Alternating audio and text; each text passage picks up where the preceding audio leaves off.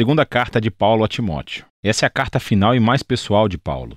Ele a escreveu enquanto estava, uma vez mais, aprisionado, e ela é dirigida ao seu querido colega de trabalho e protegido, o jovem Timóteo. Não sabemos exatamente quanto tempo se passou desde que ele escreveu a primeira carta a Timóteo, mas podemos perceber que a situação de Paulo mudou e para pior.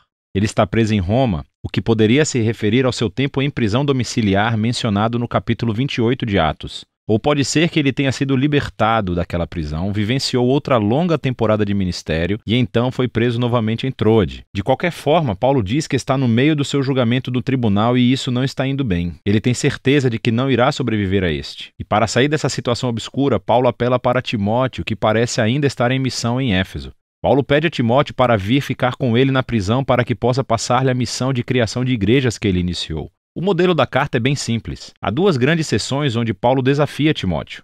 Primeiro, a aceitar seu chamado como um líder e depois, antes de ir até Paulo, para lidar com os mestres corruptos que ainda causam problemas em Éfeso. Após isso, Paulo conclui a carta. Paulo começa agradecendo a Deus por Timóteo e sua família, especificamente por sua avó, Lóide, e sua mãe, Eunice. Elas imergiram o jovem Timóteo na história das Escrituras do Antigo Testamento.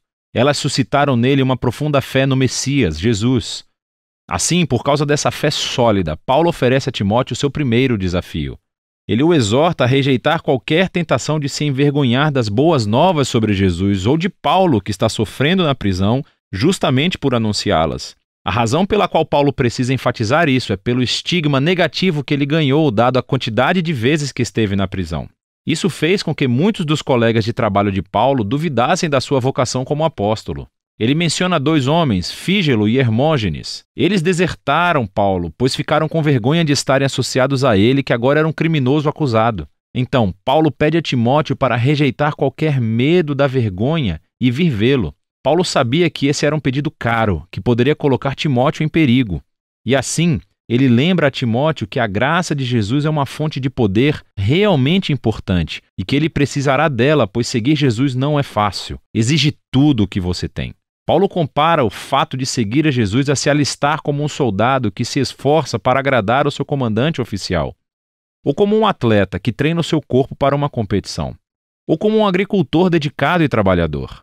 Todas as três metáforas envolvem uma pessoa que está comprometida com algo maior que elas mesmas, e que se dispõe a sacrificar e a passar pelos desafios para atingir um objetivo maior. E, claro, o maior exemplo disso é o próprio Jesus. Devido ao compromisso dele com o Pai, ele sofreu a crucificação nas mãos dos romanos. E, da mesma forma, o próprio Paulo sofre agora em uma prisão em Roma. Sofrimentos e sacrifícios são inerentes à vida cristã. E é por essa razão que a ressurreição de Jesus é o fundamento da esperança cristã. Ou, como Paulo coloca nesse poema muito poderoso e breve, se morremos com ele, então viveremos com ele. Se aguentarmos o sofrimento, então reinaremos com ele. Se o negarmos, ele nos negará. Se formos infiéis, ele permanece fiel, pois ele é incapaz de negar a sua própria natureza. O amor de Deus pelo nosso mundo gerou uma nova esperança pela morte e ressurreição de Jesus. E assim, para aqueles que correrão o risco de confiar e seguir Jesus, Deus promete a vida e a vindicação. Para aqueles que o negam, Deus honrará essa decisão e fará o mesmo. Mas a infidelidade do povo nunca levará Deus a abandonar a sua fidelidade. E assim, Paulo convida Timóteo a ser fiel, sabendo que isso pode ter um preço. Paulo segue para a segunda metade da carta, convidando Timóteo a confrontar os mestres corruptos em Éfeso, antes que ele venha a Roma. Aquilo que eles ensinam está se espalhando pela igreja de Éfeso como um câncer. Eles atacaram e corromperam um número de mulheres influentes da igreja. Provavelmente, essas mulheres são aquelas ricas com as quais Paulo teve que lidar na sua primeira carta a Timóteo. Ele não fornece muitos detalhes sobre a má teologia dos mestres. Timóteo já sabe disso, mas ele nos dá uma dica. Ele diz: eles pregam que a ressurreição já aconteceu. Agora, não sabemos se os mestres estão seguindo uma negação filosófica grega de toda a ideia de ressurreição corporal e acreditam que isso é realmente apenas uma experiência espiritual, ou se eles simplesmente distorceram os ensinos de Paulo sobre a ressurreição da vida, que começa agora através do poder do Espírito. De qualquer forma, o problema é que eles abandonaram a futura esperança vigorosa da ressurreição e da nova criação. Em vez disso, eles abraçaram um cristianismo privado hiperespiritualizado que está desconectado da vida diária. E assim, Paulo convida Timóteo a levantar líderes fiéis, os quais ensinarão as verdadeiras boas novas de Jesus. Eles devem evitar os argumentos sem sentido que resultam dos debates dos mestres.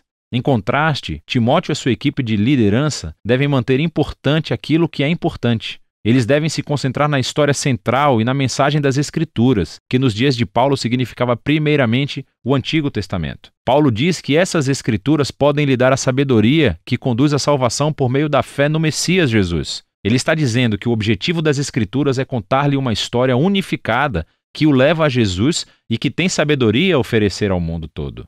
Então Paulo fala sobre a natureza e sobre o propósito das Escrituras. Ele diz que todas as Escrituras são inspiradas divinamente, literalmente pelo Espírito de Deus. É uma referência ao papel do Espírito em guiar o autor bíblico para que aquilo que ele escreve seja o que Deus deseja que o seu povo ouça. E Deus fala ao seu povo nas Escrituras sobre um propósito muito prático. Ele diz que elas são úteis para o ensino, dizendo-me coisas que eu não sabia antes. Elas são úteis para o desafio, provocando-me sobre as coisas que eu digo que acredito, mas com as quais eu não vivo consistentemente. Elas são úteis para corrigir-me, para expor as minhas formas confusas de pensar e me comportar. E elas são úteis para me treinar na integridade, mostrando-me uma nova forma de ser verdadeiramente humano. E tudo isso é para que o povo de Deus esteja preparado para fazer o bem. Paulo encerra a carta lembrando Timóteo que ele provavelmente não sairá vivo da prisão. Então ele pede a Timóteo para vir o mais breve possível, antes do inverno. Ele não quer congelar em sua cela e precisará do seu casaco de inverno que deixou para trás. E também, Timóteo poderia trazer aqueles documentos pessoais que ele deixou em Troade quando foi preso. Ele também menciona Alexandre, que é um homem especialmente perigoso a quem Timóteo deve evitar. Provavelmente ele é o responsável pelo aprisionamento recente de Paulo. Paulo conclui mencionando como quase todos o abandonaram na prisão. E agora, a sua única fonte de conforto é a presença pessoal de Jesus que está com ele e o salvará mesmo se ele morrer. E então a carta termina. A segunda carta a Timóteo permanece como um lembrete de que a vida influente e a missão de Paulo foram marcadas pelo desafio, pelo sofrimento e pelas lutas persistentes. Seguir Jesus envolve risco e sacrifício. Significa viver a sua vida com tensão e desconforto. E essas coisas não são um sinal da ausência de Jesus. Pelo contrário, como Paulo descobriu com gerações de cristãos após ele, que, exatamente naqueles momentos sombrios e difíceis, o amor e a fidelidade de Jesus podem se tornar mais tangíveis e reais. E é disso que se trata 2 Timóteo, a última carta de Paulo.